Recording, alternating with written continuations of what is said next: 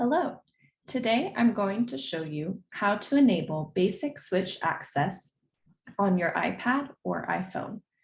This video was created for learning purposes only and does not constitute an endorsement of any product or service. This video will only address basic switch access, with additional options and customization to be discussed in a later Part 2 tutorial.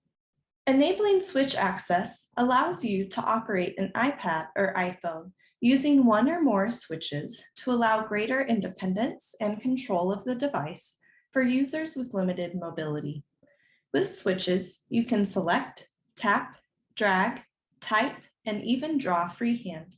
You can use a switch to select an item or location on the screen, then use the same or a different switch to choose an action. There are many options to customize switch control to meet individual needs.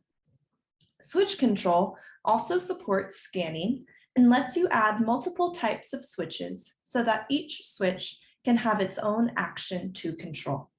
For example, one switch could turn a page, while another could be used to play a game, or for scanning, or for activating Siri. The following will demonstrate how to add an external adaptive switch that connects via Bluetooth or a plug to an iPad or iPhone. To begin, go to Settings, Accessibility, Switch Control, Switches.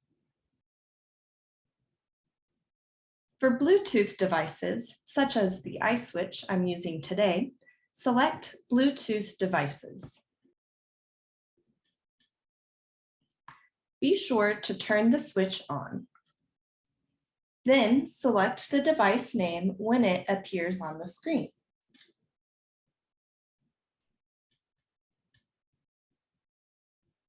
Wait for it to connect. This may take a moment. If you're using a made for iPhone MFI switch that plugs into the Lightning connector on the iPad, you'll skip this first step and simply plug the switch into the iPad. This is still considered an external switch. Next, go back to Switches. Tap Add New Switch,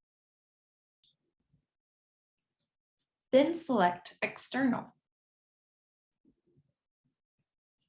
Now, activate your switch and type in a name.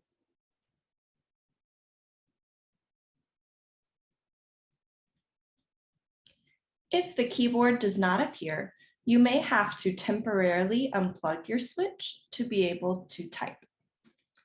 After naming your switch, you'll need to assign an action to the switch. To ensure that switch control functions correctly, you must assign the Select Item action to at least one switch.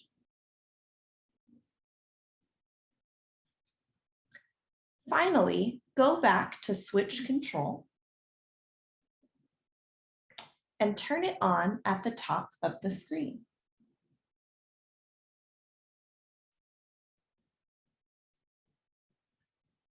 Now that it's set up, you can turn switch control off or on again by triple-clicking the home button on the device with a home button, or triple-clicking the top button on models without a home button.